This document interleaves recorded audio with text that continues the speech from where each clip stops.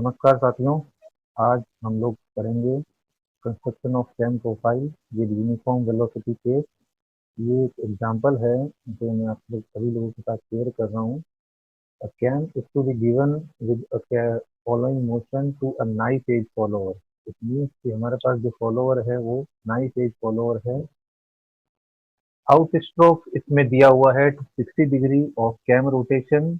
उसके बाद दिया हुआ है dwell for the next 30 degree of cam rotation, और उसके बाद जो है return stroke during the next 60 degree of cam rotation and dwell for the remaining 210 degree of cam rotation. हमें इसका कैम फॉलोअर डायग्राम बनाना है, और फॉलोअर किस तरीके से मूव कर रहा है वो हम शो करेंगे डिस्प्लेसमेंट डायग्राम में। तो डिस्प्लेसमेंट डायग्राम जो है वो ये है, मैंने यहाँ पर बना रखा है। इस डिस्प्लेसमेंट डायग्राम में एक्स एक्सिस पर जो है वो है एंगुलर डिस्प्लेसमेंट, और वाई एक्सिस पर है स्ट्रोक। आपका जो स्ट्रोक है वो वाई एक्सिस पर बताया गया है। सबसे पहले 60 डिग्री का जो आउट स्ट्रोक है उसको हमें 6 पार्ट में डिवाइड करना है। हमने इसको 6 पार्ट में इसलिए डिवाइड किया है क्योंकि हमें 60 डिग्री दे रखा है, तो फॉर इजी कैलकुलेशन हम इसको इवन पार्ट में डिवाइड करते हैं। 6 पार्ट में डिवाइड करने से इसकी जो कैलकुलेशन है वो थोड़ी आसान रहेगी। इस 60 डिग्री को हमें 6 पार्ट में डिवाइड करने के बाद में इस ए से लेकर के और जी तक हमें इसको मिलाना है। जब हम इसको ए से लेकर जी तक मिला देंगे उसके बाद में ये हमारा आउट स्ट्रोक हो जाएगा। उसके बाद में जी से लेकर के एच तक हमें इसको मिलाना है, ये हमारा ड्वेल हो गया नेक्स्ट 30 डिग्री। और एच से लेकर के पी तक हमें वापस जो रिटर्न स्ट्रोक है उसे हमें शो करना है इस डिस्प्लेसमेंट डायग्राम पर। और रिमेनिंग 210 डिग्री 210 डिग्री जो है वो ड्वेल को शो कर रहा है। इट मीन्स ये जो आपकी पिंक लाइन है, ये पिंक लाइन जो है ये आपका शो कर रही है आउट स्ट्रोक, ड्वेल, वापस रिटर्न स्ट्रोक और वापस ड्वेल। यहाँ पर हमें एक स्केल मानना पड़ेगा। जैसे मान लीजिए कि वो 9 का या मल्टीपल होना चाहिए, जिससे जैसे 360 degree is equal to 9 centimetre. अगर हम 360 डिग्री बराबर 9 सेंटीमीटर या 18 सेंटीमीटर मानते हैं तो उस स्केल के अकॉर्डिंग हमारी एक्स एक्सिस की लाइन बनेगी। तो 360 degree is equal to 18 centimetre होगा, तो 60 डिग्री बराबर कितना होगा वो आप आसानी से कैलकुलेट कर सकते हैं। ऊपर हम लोगों ने बता दिया है कि आउट स्ट्रोक ये है, इसके बाद ये ड्वेल है, इसके बाद ये रिटर्न स्ट्रोक है, और उसके बाद वापस ड्वेल है। आगे बढ़ते हैं। यहाँ पर स्टेप्स लिखे हुए हैं कि किस तरीके से हम लोगों ने बनाया है। तो जो मैंने आप लोगों को अभी बताया वही स्टेप्स इसके अंदर लिखे हुए हैं। आप इसे आसानी से बना सकते हैं डिस्प्लेसमेंट डायग्राम। उसके बाद ये जो पहला केस है, पहला केस ये कहता है कि profile of the cam when the axis of the follower passes through the axis of the cam. It means कि जो फॉलोअर की एक्सिस है वही कैम की एक्सिस है। अब हमें क्वेश्चन में दिया हुआ है कि जो minimum radius of the cam है वो है 50 mm, और जो स्ट्रोक ऑफ द फॉलोअर है वो है 40 mm। तो इट मीन्स कि जो हमारा बेस रेडियस होगा और कैम के लिए वो होगा 50 mm। ये देखिए यहाँ पर ये बेस सर्कल बनाया है कैम के लिए, ये 50 mm का है, यानी 5 सेंटीमीटर का। जब 5 सेंटीमीटर का आप जब ये बेस सर्कल बनाएंगे उसके बाद फिर ये 60 डिग्री है, इस 60 डिग्री को आप वापस 6 पार्ट में डिवाइड करेंगे, क्योंकि आपने डिस्प्लेसमेंट डायग्राम को भी 6 पार्ट में डिवाइड किया था। उसके बाद में ये वापस 30 डिग्री जो है वो ड्वेल है, और ये जो लाइन है वो शो कर रही है बेस सर्कल को, जैसा कि डायग्राम में दिख रहा है। और उसके बाद में वापस 60 डिग्री का फॉल है। तो ये हम लोगों ने शो किया है आउट स्ट्रोक, ड्वेल और रिटर्न स्ट्रोक, और वापस फिर रिमेनिंग 210 डिग्री का जो है वो ड्वेल है। यहाँ पर ये जो 40 mm है ये शो कर रहा है स्ट्रोक को। जैसा कि मैंने आपको डिस्प्लेसमेंट डायग्राम में भी बताया था, 40 mm का जो है वो हमारा स्ट्रोक है।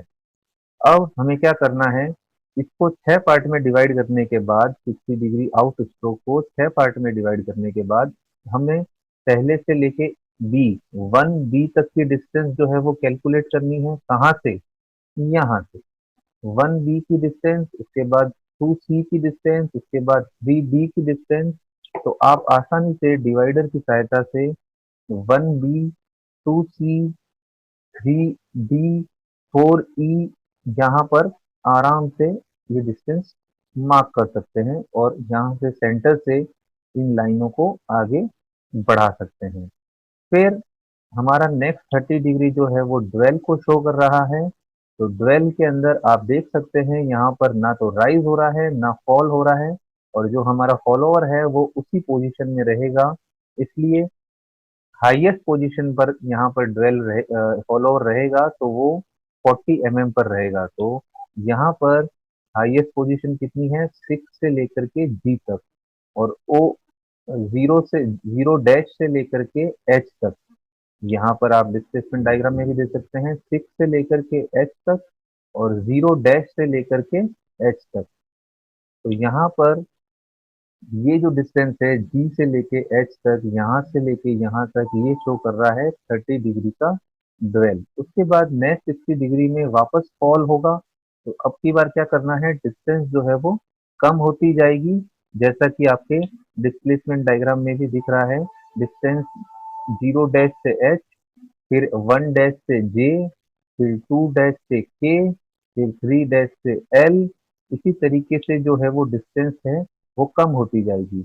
ये देखिए, 0 डैश से एच, 1 डैश से जे, 2 डैश से के, और आप आसानी से डिवाइडर की सहायता से यहाँ पर मार्किंग कर सकते हैं। तो आपको फाइनली ये पिंक लाइन जो बनेगी, ये पिंक लाइन जो है ये आपकी कैम की प्रोफाइल है। कैम की प्रोफाइल का मतलब होता है कैम का शेप।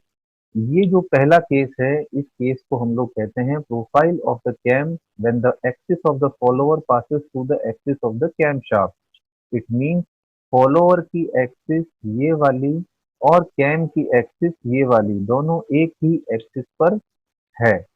और यहाँ पर ये स्टेप्स लिखे हुए हैं, ये स्टेप्स आपको भी लिखने पड़ेंगे आपके एग्जाम में।